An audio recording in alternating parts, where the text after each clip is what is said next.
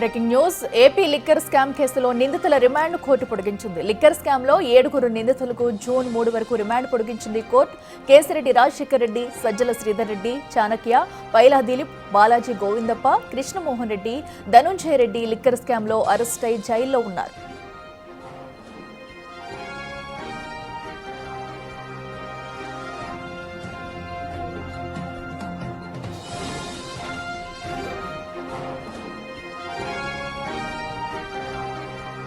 ఇదే అంశానికి సంబంధించి మరింత సమాచారం మా ప్రతినిధి సాహిత్య అందిస్తారే. సాహిత్య చెప్పండి, ఏపీ లిక్కర్ స్కామ్ కి సంబంధించి కూడా ఇప్పటికే నిందితుల రిమాండ్ అయితే మరికొన్ని రోజులు పొడిగించినట్టుగా కూడా తెలుస్తుంది. అయితే ఇప్పటి వరకు కూడా వారిని విచారించారు. అయితే ఇప్పటి వరకు ఎలాంటి అంశాలు బయటకు వచ్చాయి? డీటెయిల్స్ అయితే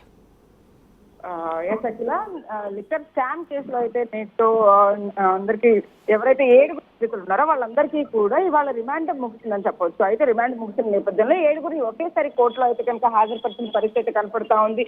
లిక్కర్ స్కామ్ అరెస్ట్ లో అయితే కనుక నిందితులు ముఖ్యంగా రాజశేఖర్ రెడ్డి, ఇటు సజ్జల శ్రీధర్ రెడ్డి, చాణక్య, పైలా దిలీప్, బాలాజీ గోవిందప్ప, కృష్ణమోహన్ రెడ్డి, ధనుంజయ రెడ్డి వీళ్ళందరినీ కూడా కోర్టులో హాజరుపరిచిన తర్వాత అయితే కనుక వాదనలు అయితే వినిపించారు. అక్కడ ఏదైతే కోర్టులో దానికి సంబంధించి కూడా ప్రతి ఒక్క డీటెయిల్ అంటే ఖచ్చితంగా రిమాండ్ పొడిగింపుకు సంబంధించి కూడా ఇప్పటి వరకు ఎలాంటి అప్డేట్ కోర్టుకు సమర్పించట్లేదని చెప్పేసి కూడా ఇటు నిందితుల తరపు న్యాయవాదులు అయితే కనుక జడ్జికి చెప్పిన నేపథ్యంలో అయితే కనుక రిమాండ్ పొడిగింపుకు సంబంధించి కూడా ఒక మెమోతో పాటు దర్యాప్తు పురోగతిని ఒక లిఖిత పూర్వకంగా అయితే కనుక తెలియజేయాలని చెప్పి న్యాయమూర్తి తెలిపిన పరిస్థితి ఉంది. అయితే ఇన్వెస్టిగేషన్ ఆఫీసర్స్ ఎవరైతే ఉంటారో కోర్టుకు సంబంధించి వాళ్ళని కూడా స్ట్రిక్ట్ గా ఆదేశించిన పరిస్థితి కనపడతా ఉంది. ఇటు ధనంజయ రెడ్డి, కృష్ణమోహన్ రెడ్డిలకు అయితే కనుక వారం రోజుల పాటు కస్టడీ ఇవ్వాలంటూ సిట్ అధికారులు కూడా పిటిషన్ దాఖలు చేసిన పరిస్థితి కనపడతా ఉంది. అయితే ఇది జూన్ 3 వరకు కూడా రిమాండ్ పొడిగిస్తూ అయితే కనుక ఉత్తర్వులు జారీ చేసింది. అయితే ఏదైతే రిమాండ్ కి సంబంధించి కూడా ఇప్పటికే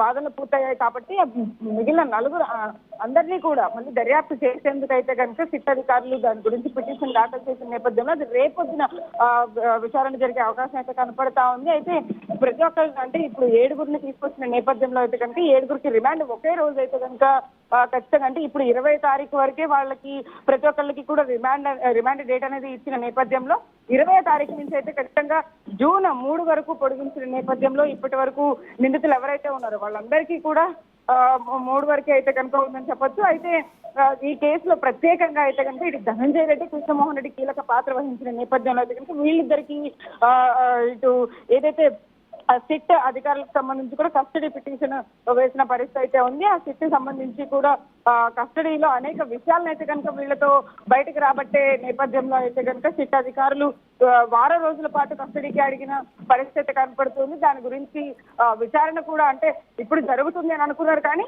ఇవాళ మళ్ళీ వాళ్ళందరినీ కూడా సబ్జెక్ట్కి తీసుకెళ్లే నేపథ్యంలో అయితే కనుక ఖచ్చితంగా రేపే దీని గురించి విచారణ అయితే కొనసాగే అవకాశం అయితే కనపడతా ఉంది. ఇటు నిందితుల తరపున న్యాయవాదులు కూడా దీనికి సంబంధించి ఎవరైతే ఉన్నారో వాళ్ళందరికీ కూడా కొన్ని ఏవైతే ఫెసిలిటీస్ కావాలో జైల్లో వాటన్నిటి గురించి కూడా ప్రస్తావించిన పరిస్థితి ఉంది. వాటి గురించి కూడా పిటిషన్ దాఖలు చేసుకుంటే కనుక వాటన్నిటికీ కూడా యాక్సెప్టెన్స్ వస్తుంది అన్నట్టుగా కూడా కోర్టులో అయితే దాని గురించి డిస్కషన్స్ జరిగాయని చెప్పొచ్చు. ఒక్కొక్కరిని కూడా ప్రత్యేకంగా ఏం జరుగుతుంది ఏంటి ఇక్కడ కోర్టు జైల్లో అంతా బాగానే ఉందా అని కూడా న్యాయమూర్తి నిందితులను అడిగిన పరిస్థితి కనబడుతుంది.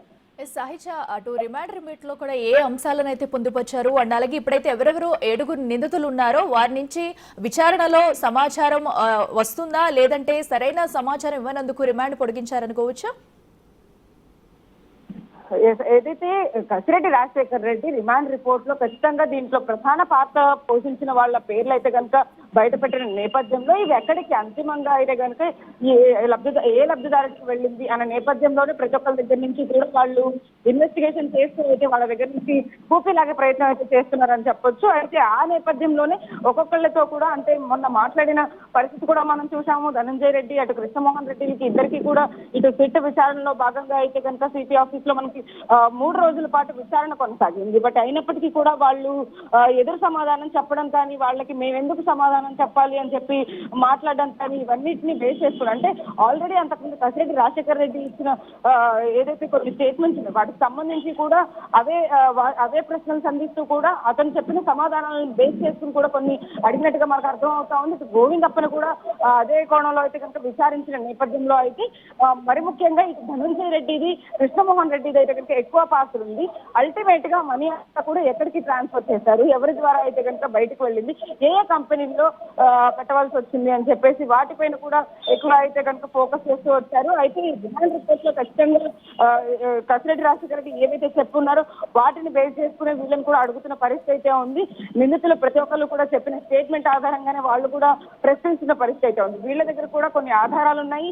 ఆ ఆధారాలని బట్టి వాళ్ళ ఫోన్లు కూడా తీసుకొని ఆ ఫోన్ లాక్ అడిగిన పరిస్థితుల్లో కూడా ఇటు ధనంజయ రెడ్డి కానీ కృష్ణమోహన్ రెడ్డి మేము లాక్ చెప్పము అన్న నేపథ్యంలో అయితే కనుక దాన్ని కూడా అంటే ఇంకొంచెం లోతుగా దర్యాప్తు చేసేందుకైతే కనుక మరిన్ని ఆధారాలు సేకరిస్తున్న పరిస్థితి కనబడతా ఉంది. ఇటు గోవిందప్పకు సంబంధించి కూడా అతనే ఎక్కువగా అంటే అతను సిఏ చదువుకున్నాడు కాబట్టి ఎక్కువగా ఇలాంటి లావాదేవీల్లో ఎక్కువ అవగాహన ఉంటుంది కాబట్టి ఆయనకి ఆ పాత్ర ఎక్కువ పొడిగించే అవకాశం ఉంటుంది కాబట్టి అతన్ని కూడా మరింత లోతుగా దర్యాప్తు చేస్తూ ఉన్నారని చెప్పొచ్చు.